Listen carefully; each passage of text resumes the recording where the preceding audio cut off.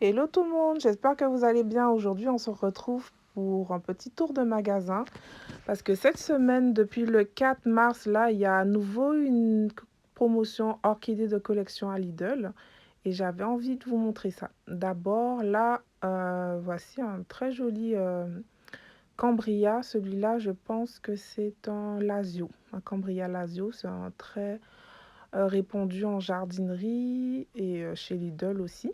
Ça, c'est un Burra Nelly Isler. Celui-là, je vous conseille tout le temps parce que c'est une des rares orchidées à avoir un beau rouge vif comme ça et il est très parfumé, un floral citronné, très parfumé. Celui-là aussi, je sais pas, je n'ai pas bien filmé, mais c'est un Béléara Renaissance que j'ai dans ma collection et qui est très parfumé. Ça fait partie des Cambria Oncidium type qui ont une odeur de chocolat. Là, ça c'est un Anthodioda Irish Mist que j'ai aussi dans ma collection. Là, c'est un Brassia. Alors, dans cette collection-là, de cette promotion-là d'orchidées chez Lidl, il y avait beaucoup de Brassia. Donc, pour ceux qui en recherchent, il y en avait beaucoup. Malheureusement, la plupart des fois que je suis tombée dessus, les fleurs étaient en bouton. Donc, je ne peux pas vous dire quel Brassia que c'est, mais c'est des Brassia, c'est des orchidées araignées. C'est très facile de reconnaître leurs fleurs parce qu'elles sont souvent comme ça allongées. Donc, je peux vous confirmer que c'est un Brassia. Il y avait aussi beaucoup d'androbium, particulièrement des jaunes pâles. Il y a toujours des phalaenopsis chez Lidl. Donc, je ne vous parle jamais de ces promotions-là parce qu'en fait, il y en a tout le temps. Et il y avait aussi beaucoup, beaucoup, beaucoup de Zygopétalum Trosy Blue. C'est des bleus, en fait, c'est des tout à fait normales. C'est les plus répandus, ceux qu'on trouve beaucoup. Il y avait aussi des zigonias, j'en ai vu un. Donc, j'ai fait en tout, comme d'habitude, un 7 Lidl autour de chez moi pour voir ce qu'ils avaient à peu près, mais j'ai rien pris cette fois-ci parce que j'ai beaucoup trop de Cambria dans ma collection à cause de Lidl qui me fait craquer tout le temps. Donc celui-là, c'est un Night Luster quelque chose, vous mettrez le nom en bas. Là, vous voyez, c'est celui-là, ce brassière-là, ses fleurs sont ouvertes et elles sont jaunes. Donc ça doit être un Tessa ou un Eternal Wing. Je pense que c'est plus un Eternal Wing parce que c'est un jaune un peu clair. Donc ça, c'est un Tiger Tal, c'est un Anthodioda Tiger Tal que je vous avais montré aussi dans mon dernier haul que j'avais acheté celle-là. Voilà, il y a beaucoup d'orchidées que je possède déjà à cause de Lidl, donc c'est pour ça que cette fois-ci, j'ai absolument rien acheté. Mais il y avait quand même pas mal de très belles choses, mais bon, je les possède déjà parce que voilà.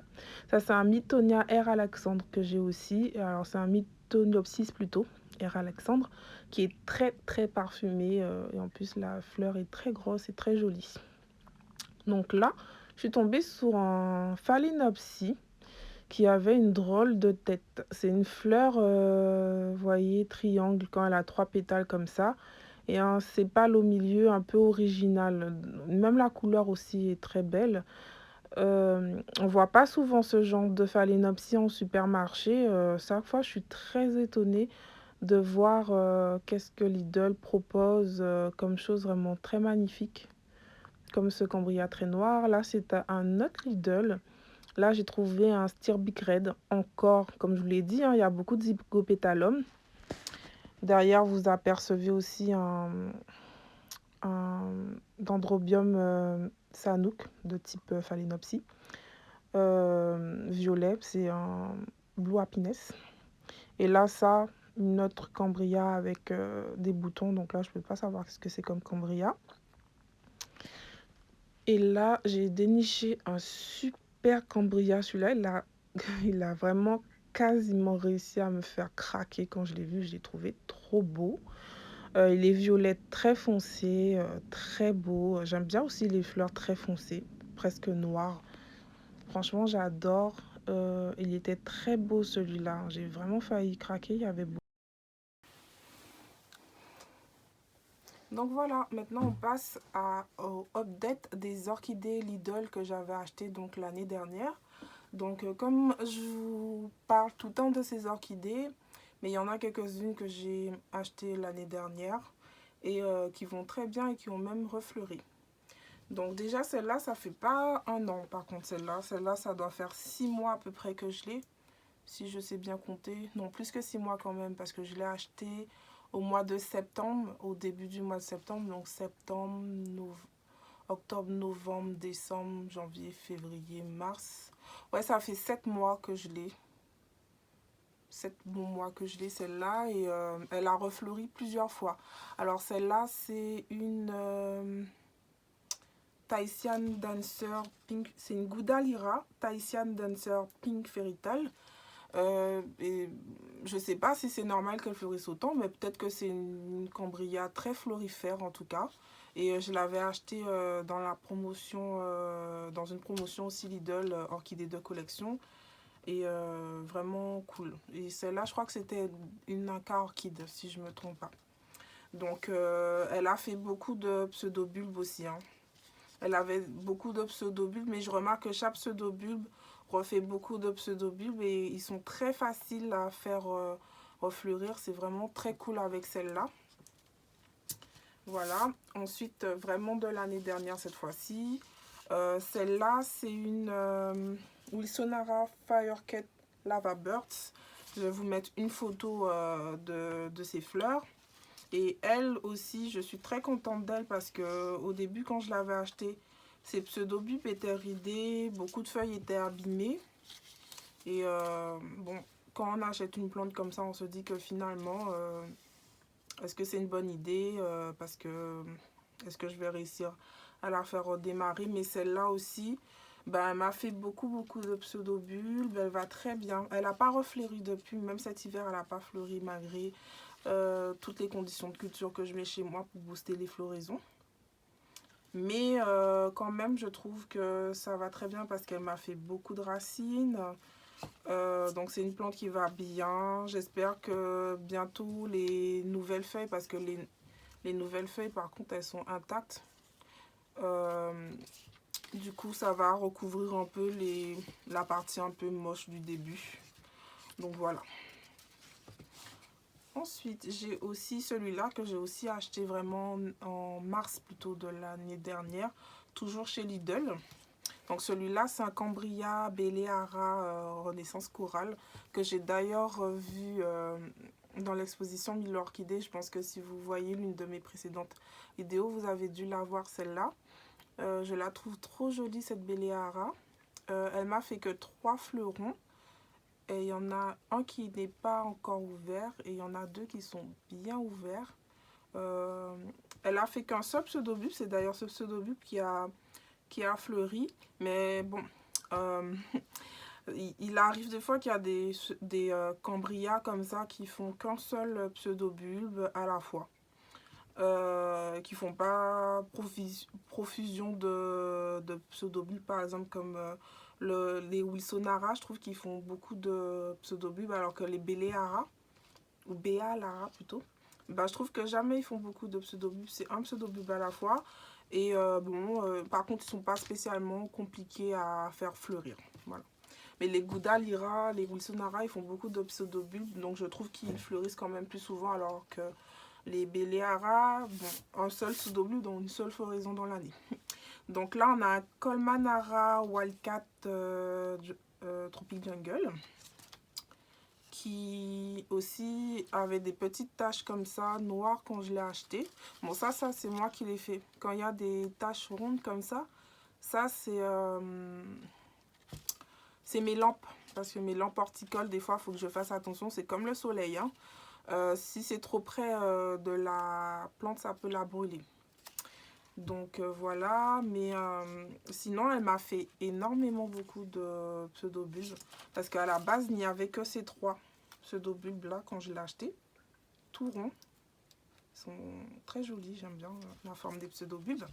Comme je vous dis tout le temps, hein, c'est pas que pour les fleurs que je cultive mes orchidées, mais c'est aussi pour la plante et c'est pour ça que je tiens à ce qu'elle soit jolie quand je l'achète, parce que j'aime pas quand il y a des feuilles abîmées, parce que je veux dire, la plante n'est pas jolie, je trouve, quand il y a des feuilles abîmées.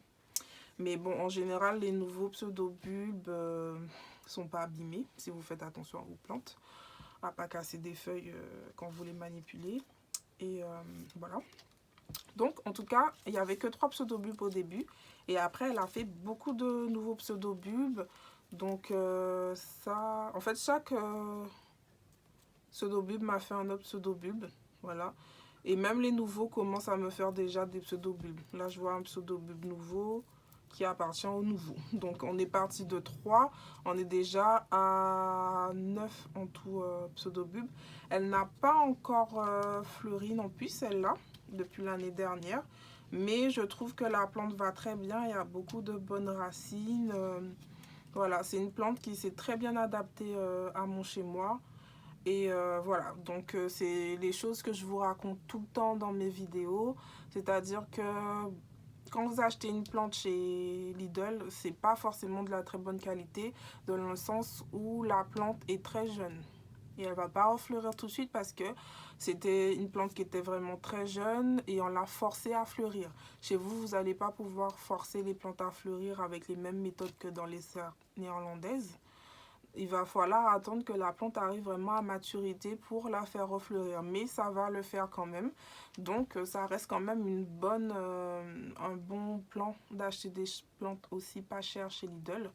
Parce que finalement, il y a moyen de les faire fleurir. Mais bon, encore faut-il trouver l'information de comment s'occuper des plantes qu'on achète. Parce qu'ils vendent beaucoup de choses différentes dans les euh, promotion orchidées de collection là, ils vendent beaucoup de choses de différents comme les zygopétalums que je vous ai montré, les brassia.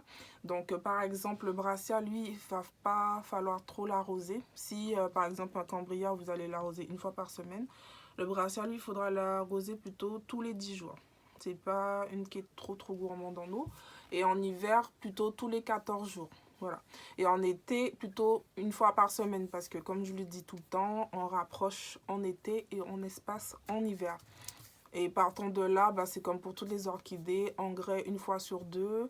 Et engrais croissance quand on est en phase de croissance, quand vous voyez des pousses. Alors comme c'est une orchidée à pseudobulbe, quand vous voyez un petit pseudobulbe qui commence à pousser, c'est une phase de croissance. Et quand vous voyez une petite hampe florale qui commence à pointer le bout de son nez, c'est le début de la phase de floraison. Et la phase de floraison se termine quand le dernier bouton a ouvert ses fleurs. Après, c'est plus de la floraison, même si la plante est en full bloom, mais si toutes les fleurs sont ouvertes, on n'est plus en phase de floraison. Souvent, la phase de croissance a déjà recommencé. Voilà. Donc ça, il y avait aussi beaucoup dans la promotion. Donc voilà, il y a les zygopétalums.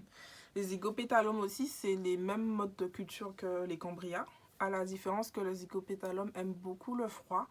Donc c'est bien pour le faire refleurir, de le faire sortir dès le début du printemps, le 21 mars, et de le faire sortir jusqu'à la mi-octobre, voire début novembre. Jusqu'à cette date-là, vous pouvez le laisser dehors, prendre un bon coup de frais, et en principe, il fleurit tous les hivers. Moi, j'ai un zygopétalum aussi.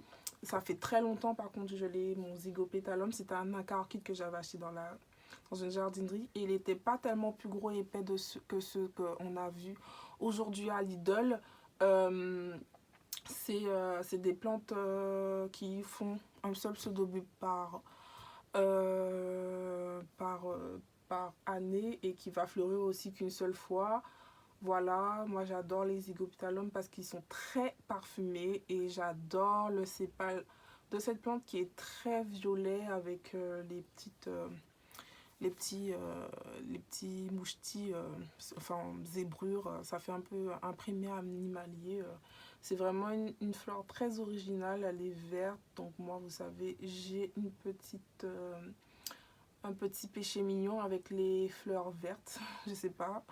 Pourquoi j'adore les fleurs vertes, je trouve ça très original. Donc voilà pour les zygopétalums, pour pouvoir les faire fleurir chez vous, les faire pousser, voilà.